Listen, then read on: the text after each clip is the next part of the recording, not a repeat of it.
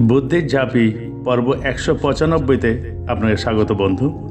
এখানে 3টে ঘরের 3টে ছবি আছে এবং একটা ঘর ফাঁকা আছে। 1, 2, 3 পরপর 3টে ছবি থেকে একটা করে অক্ষর নিয়ে একটা অর্থপূর্ণ শব্দ বানাতে হবে, যেটা বসবে চতুর্থ ঘরটায়, যা আপনি নিশ্চয়ই পারবেন। আপনি ভাবার জন্যে 20 সেকেন্ড সময় পাবেন। তারপর আপনি আপনার উত্তর কমেন্ট বক্সে লিখে দিন। আপনার সময় শুরু হচ্ছে এখন।